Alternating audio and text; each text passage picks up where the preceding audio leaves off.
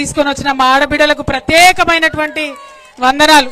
ఇంత ఎండలో ఇంత కష్టపడి బోనాలు బతుకమ్మలతోని డప్పులతో ఎదురొచ్చినటువంటి మా అన్నలందరికీ కూడా హృదయపూర్వకంగా నమస్కారాలు. మరొక పక్క వలలేసుకొని చేపలు పట్టుకొని గొర్రె పిల్లని పట్టుకొని గొంగడేసుకొని మరి పెద్ద ఎత్తున వెదురు బుట్టలతో ఎదురొచ్చినటువంటి మా బీసీ అన్నదమ్ములందరికీ కూడా హృదయపూర్వకంగా ధన్యవాదాలు తెలియజేస్తా ఉన్నాను. మరి ఇవాళ నిజంగానే దసరా లెక్క అనిపిస్తున్నది నాకైతే. అంతేనా? అంత పెద్ద ఎత్తున మిట్ట మధ్యాహ్నం ఎండ కొడుతుంటే వెన్నెల్లో నిల్చున్నట్టు అందరు నవ్వుతా ఉంటే మనసు పులకరించిపోతా ఉన్నది. నిజంగా పడ్డ కష్టమంతా కూడా ఒక్క నిమిషంలో మర్చిపోయినా అని చెప్పి ఈ సందర్భంగా మీ అందరు కూడా తెలియజేస్తా ఉన్నాను. మీకు తెలుసు దేశంలో జరుగుతున్న పరిస్థితులు మీకు తెలుసు. కేసీఆర్ గారిని ఎదుర్కొనే దమ్ము లేక ధైర్యం లేక కేసీఆర్ గారి బిడ్డలైనటువంటి నా మీద రామన్న మీద కేసులు పెట్టే ప్రయత్నం చేస్తా ఉన్నారు. మాది భయపడే బ్లడ్ కాదు, భయపెట్టే బ్లడ్. అసలు ఎట్టి పరిస్థితుల్లో భయపడేదే లేదు. మేము తప్పు చేయలేదు కాబట్టి నా మీదైనా రామన్న మీదైనా కావాలంటే ఇంకెవరి మీద కేసు పెట్టుకున్నా బీఆర్ఎస్ నాయకులం నిప్పు కణికల్లాగా బయటకు వస్తామని చెప్పి ఈ సందర్భంగా తెలియజేస్తా ఉన్నా. ఎందుకైతున్నాయి కేసులు? ఇవ్వాలా కేంద్రంలో ఎదిరించి మాట్లాడితే కేసు, అవో చైనా వాడు బార్డర్ లోపలికి వచ్చిండు మరి చూసుకొని జరా అంటే కేసు, మరి ప్రజలకు మంచి జరుగుతలేదంటే కేసు. ఇక రాష్ట్రం సంగతి అయితే చెప్పనే అవసరం లేదు. ముఖ్యమంత్రి పేరు మర్చిపోతే కేసు,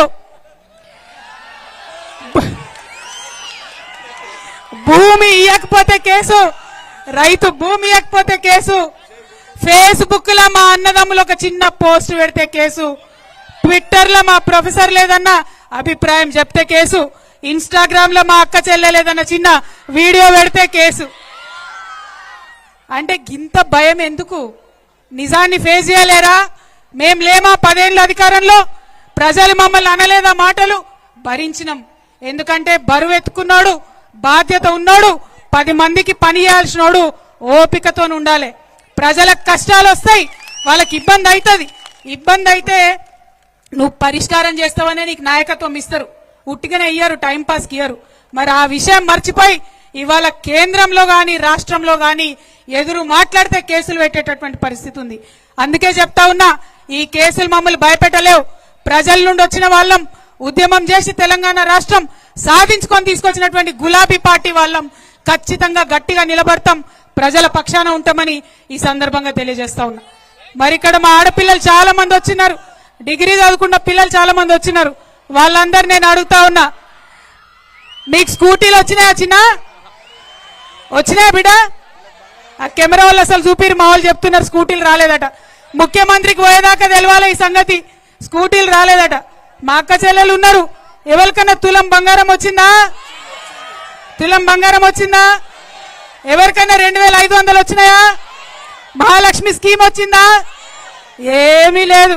या हमारे इतने सारे मुसलमान भाई है, बहुत सारे बातें करे, क्या बोले 4000 करोड़ देते एक साल में, बोले कुछ दिए साहब? कुछ आया क्या? इमाम मौजनों को तक तनख्वाह नहीं आया था, हम लोग पूछे असेंबली में, उसके बाद डर के रिलीज करे. लेकिन आज तक जो मुसलमान स्टूडेंट को क्या बोले, 10वीं पास हो गए तो 25,000, इंटरमीडिएट पास हो गए तो 50,000, डिग्री पास है तो 1 लाख, उनके मर्जी में जो आए बोले. एक भी आज तक उनका वादा पूरा नहीं हुआ. और खासकर हमारे मुसलमान भाई बहनों से मैं बोलना चाहती हूँ, क्या बोले थे कांग्रेस वाले, शादी मुबारक में स्पेशली मुसलमानों को 1,60,000 रुपये दूंगा, उसके साथ साथ 1 तोला सोना भी देते बोले. किसी को मिला क्या अम्मा? कहीं आया क्या किसी को? ఇప్పటిదాకా కూడా కేసీఆర్ పైసలే వస్తున్నాయి. గవే 2000 గవే కేసీఆర్ సార్ ఇచ్చిన పైసలే ఇప్పటిదాకా వస్తున్నాయి. బీరాల్ వారికి నానాడు మేము ఇస్తాం 4000, అధికారంలోకి రాగానే ఇస్తాం 4000 అన్నారు. వచ్చే నెలనే అధికారంలోకి ఎక్కినాక తెల్లారే ఇస్తామన్నారు. కానీ ఇంతవరకు 1 రూపాయి వచ్చింది లేదు. గదే కేసీఆర్ సార్ ఇచ్చిన 2000 ఇంకా కూడా ఇస్తున్నాడు. కాబట్టి ఇవాళ మహిళలందరికీ నేను కోరుతా ఉన్నా, విజ్ఞప్తి చేస్తా ఉన్నా, మనం ఊరుకుంటే వీళ్ళు కదలరు. మనం అడగాలి, ఎక్కడికక్కడ అడగాలి. ఏమైనాయి మా మహాలక్ష్మి పైసలు, ఏమైంది మా తులం బంగారం, ఎక్కడున్నారని అడగాలి. కాంగ్రెస్ వాళ్ళు వస్తారు కదా గల్లీలకు మాట్లాడడానికి, నిలదీయండి వాళ్ళని, ఖచ్చితంగా అడగండి ఒకసారి. అడగకుంటే ఇచ్చేటటువంటి ప్రభుత్వం ఇది కాదు, అడగకుంటే ఇచ్చేటటువంటి ప్రభుత్వం ఇది కాదు. కాబట్టి ఎక్కడికక్కడ నిలదీద్దాం, మీ వెంట నేనుంటా, ప్రతి చోట నిలదీద్దాం. మా ఆడబిడ్డలకు రావాల్సిన డబ్బులేందని అడుగుదాం. ఇవాళ ఒక గుర్తుపెట్టుకోండి, ఈ సంవత్సర కాలంలో మనకు పెంచిన పెన్షన్ ఇచ్చుంటే 2000 బదులు 4000 ఇచ్చుంటే ఒక్కొక్క ఆడబిడ్డకి ఇవాళ 24,000 అకౌంట్లో ఉంటుండే. మరి అది నష్టమైనట్టే కదా మనకు ఒక సంవత్సరం. అదేవిధంగా 18 ఏళ్ళు నిండిన వాళ్ళందరికీ 2500 ఇస్తామన్నాడు. అది ఇచ్చుంటే ఇవాళ 30,000 ఉంటుండే కదా మన అకౌంట్లో. మరి ఆ మునిగిపోయిన 30,000, ఆ పోయిన 24,000 ఏడికి పోతాయన్న విషయం మనం ఎక్కడికక్కడ అడగాల్సినటువంటి అవసరం ఉంది. ఇక మోసం అంటే మామూలు మోసం కాదు. ఎవరిని మోసం చేయలే? విద్యార్థులను మోసం చేసిరు, రైతులను మోసం చేసిరు, మహిళలను మోసం చేసిరు, ఉద్యోగులను మోసం చేసిరు. ఇవాళ నేను వస్తుంటే జగిత్యాల నుంచి ఒక మెసేజ్ వచ్చింది నాకు. కేసీఆర్ సార్ ఉన్నప్పుడేమో పీపుల్స్ ఫ్రెండ్లీ పోలీస్ అని ఉండే, మన పోలీసు వాళ్ళు జాగ్రత్తగా చూసుకుంటారు ప్రజల్ని. ఇవాళనేమో కాంగ్రెస్ ఫ్రెండ్లీ పోలీస్ అట. ఏందంటే ఉల్టా పోలీసుని కొడతారు కాంగ్రెస్ వాళ్ళు, కానీ ఆ కాంగ్రెస్ ఆయన స్టేషన్ లో పెట్టద్దట. వచ్చి బరబర మంచిగా కాంగ్రెస్ ఎమ్మెల్యే తీసుకొని వెళ్ళిపోయింది ఆ నాయకుడిని. ఇవాళ ఓన్లీ కాంగ్రెస్ ఫ్రెండ్లీ పోలీస్ నడుస్తుంది రాష్ట్రంలో, పోలీసుల జులుం నడుస్తుంది రాష్ట్రంలో. కాబట్టి నేను అడిగేది ఏంటంటే ఇవాళ కేసీఆర్ గారి ప్రభుత్వంలో చేసిన మంచి పనులు కొనసాగించండి. కొనసాగించే ధైర్యం లేదు, కొత్త చేసే ధైర్యం అసలే లేదు. కానీ ఈ విషయాలన్నీ మనం ప్రజలకు చెప్పాల్సినటువంటి అవసరం ఉన్నది. దయచేసి ఇవాళ ఇక్కడికి వచ్చిన బీఆర్ఎస్ పార్టీ కార్యకర్తల నాయకులు గుర్తుపెట్టుకోవాలి, ఇటు ఉన్న సూర్యుడు అటు ఉదయించినా రాబోయేదంతా కూడా నిజామాబాద్ లో గులాబీ జెండా శకమే, గులాబీ జెండానే ఎగురుతుంది. ఎక్కడ కూడా ఎవరు కూడా దాన్ని మార్చలేరు, ఎక్కడ మార్చలేరు. ఇవాళ లోకల్ బాడీ ఎలక్షన్స్ కావచ్చు, రేపు రాబోయే ఎమ్మెల్యే ఎలక్షన్లు కావచ్చు, రాబోయే ఎంపీ ఎలక్షన్లు కావచ్చు, ఖచ్చితంగా చెప్తా ఉన్నాం గులాబీ జెండాదే రాబోతా ఉన్నది, గులాబీ జెండానే జిల్లా అంతా ఎగరబోతా ఉన్నది. కాబట్టి మా రైతన్నలందరినీ ఒకటే కోరుతా ఉన్నా నేను, మనకు రైతు భరోసా ఎగబెట్టిరు, దాని గురించి అడగండి. రుణమాఫీ చేసినామంటారు, మనకు రాలే, మన పక్కింటి వాళ్ళకి రాలే, ఎవరికి వచ్చిందో ఎవరికి అర్థమవుతుంది. మరి అటువంటి పరిస్థితి ఉన్నది. ఇండ్లు ఇస్తామన్నారు, ఇందిరమ్మ ఇండ్లు, కనీసం ఇంతవరకు మాట లేదు, ముచ్చట లేదు. అప్లికేషన్లు తీసుకొని చెత్తబుట్టలు వారేసినటువంటి పరిస్థితి ఇవాళ మనం చూస్తా ఉన్నాం. అన్నిటికన్నా ఘోరం దారుణం ఏంటంటే కేసీఆర్ సారు పేద పిల్లలు చదువుకోవాలి మంచిగా అని చెప్పి గురుకుల పాఠశాల పెట్టి లక్షలాది మందిని ఆయన చదివిస్తే ఇవాళ ఆ గురుకులాలు కూడా నడపడం చేతగానటువంటి ప్రభుత్వం మన ప్రభుత్వం అని తెలియజేస్తా ఉన్నా. 57 మంది బిడ్డల పొట్ట పెట్టుకున్నారు, 57 మంది పిల్లలు గురుకులాల్లో చనిపోయారు. ఇంకా ఎంతమంది పిల్లలు పొట్టన పెట్టుకుంటారని ఈ ప్రభుత్వాన్ని నిజామాబాద్ గడ్డ నుంచి నేను అడుగుతా ఉన్నా. మన ఉమ్మడి నిజామాబాద్ లోనే 3 పిల్లలు చనిపోయినటువంటి పరిస్థితి ఉన్నది. రాష్ట్రం అంతా 57 మంది చదువుకునేటటువంటి పరిస్థితి ఉంది. మరి అలా పిల్లల్ని చూసుకోరాకపోయే, మహిళలకు చెప్పిన ఇయ్యరాకపోయే, రైతులకు చెప్పింది ఇయ్యరాకపోయే, మరి ఉద్యోగాలని యువతను తప్పుదారి పట్టించే ప్రయత్నం చేశారు. ఇవాళ యువ మిత్రులంతా ఒకసారి ఆలోచన చేసుకోవాలి.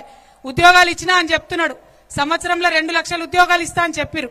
కానీ ఇప్పటి వరకు మన కేసీఆర్ సార్ ఇచ్చిన నోటిఫికేషన్లే ఉద్యోగాలు ఇస్తున్నాడు. ఆనాడు కేసీఆర్ సారు ఎవరన్నా ఉద్యోగంకి ఎక్కితే ఇంటికి ఆర్డర్ పోతుండే. ఇవాళ ఉన్నటువంటి సీఎం గారు ఏం చేస్తున్నాడు, చెప్రాసి నౌకరు వచ్చినా, ఐఏఎస్ నౌకరు దాకా వచ్చినా, ఏదొచ్చినా ఆయన పిలుచుకొని ఆయన చేయితోనిచ్చి ఇగో నేనిచ్చినా అని చెప్పుకుంటున్నాడు. ముందెన్నడూ లేదు అటువంటిది, ముఖ్యమంత్రి లెవెల్ అట్లా చేయలే. కానీ ఈ ముఖ్యమంత్రి గారు మభ్యపెట్టడానికి, యువకుల్ని మభ్యపెట్టడానికి మాత్రమే ఆ యొక్క ఆలోచన చేస్తున్నాడు. కానీ నమ్మేది లేదు. ఇవాళ యువ మిత్రులందరూ నిజామాబాద్ వాళ్ళు ఒక్కసారి పిడికిలెత్తాలే. సంవత్సరానికి 2 లక్షల ఉద్యోగాలు ఇస్తా అన్నారు, ఇవ్వలేదు. మరి ఆ విషయంలో మీరు ఖచ్చితంగా వెంటపడాలి, అడగాలని చెప్పి మా యువ మిత్రులను అడుగుదామా? ఉద్యోగాలు కావాలా వద్దా? అడుగుదామా వద్దా? జై తెలంగాణ. ప్రతి ఒక్క రంగాన్ని, కార్మికుల్ని, కర్షకుల్ని, ఆటో వాళ్ళని ఎవ్వరు నిడిచిపెట్టలే. ఇక మా ఉద్యోగస్తులకు పాపం మస్తు మాటలు చెప్పి మోసం చేశారు. ఇవాళ ఇక్కడ ఉన్నటువంటి ఉద్యోగస్తులు ప్రతి జిల్లాలో, ప్రతి రాష్ట్రంలో మా గోడు వెళ్ళబోసుకుంటున్నారు.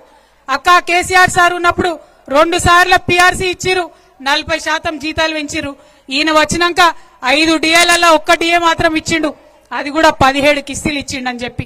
ఇక మా ఆటో కార్మికులకు సంబంధించి మీకు తెలుసు, వాళ్ళ ఇబ్బందులు మీకు తెలుసు. మహిళలకు ఫ్రీ బస్ ఇచ్చిరన్నారు, మేము స్వాగతించినాం, మంచి పని చేసిరు. కానీ ఫ్రీ బస్ ఇచ్చినట్టు ఇచ్చి బస్సుల సంఖ్య తగ్గించేసిరు. దాంతో ఇటు మహిళలకు ఇబ్బంది, అటు ఆటో వాళ్ళకి ఇబ్బంది, అన్ని రకాలుగా కూడా ప్రజలందరినీ ఇబ్బందికి గురి చేస్తున్నటువంటి ఈ ప్రభుత్వం విషయం దయచేసి మనం ఆలోచన చేయాలి. అన్నిటికన్నా ఎక్కువ పెద్ద కుట్ర ఈ ముఖ్యమంత్రి గారు చంద్రబాబు నాయుడు గారి శిష్యుడు. ఈయన ఏం చేస్తున్నారు? ఇప్పుడు మనకు తెలంగాణ తల్లి ఉండొద్దట, మన తెలంగాణ సంస్కృతి అయినటువంటి తెలంగాణ తల్లి వద్దట. కాంగ్రెస్ మాత చెయ్యి గుర్తున్న కాంగ్రెస్ మాత బొమ్మను సెక్రటేరియట్ లో పెట్టిండు. ఇక మనం ఆమెనే దేవతను గొలవన్నట, మన తెలంగాణ తల్లిని మనం మర్చిపోవాలన్నట. మరి ఇక్కడ మన వెనుక కనబడుతున్నాయి ఇట్లా వేల సంఖ్యలో మనం తెలంగాణ అంత పెట్టుకున్న తెలంగాణ తల్లి, ముద్దుగా బతుకమ్మ పట్టుకున్నటువంటి తెలంగాణ తల్లి ఆమె వద్దని చెప్తున్నారు. మరి దానికి మనకు ఒప్పుకుందామా? ఒకసారి ఆలోచన చేయాలి. మన తెలంగాణ తల్లి మనకు కావాలన్నా వద్దా? మన తెలంగాణ తల్లి మనకు కావాలన్నా వద్దా? తెలంగాణ తల్లి మాదిరా, కాంగ్రెస్ తల్లి మీదిరా. తెలంగాణ తల్లి మాదిరా, తెలంగాణ తల్లి మాదిరా.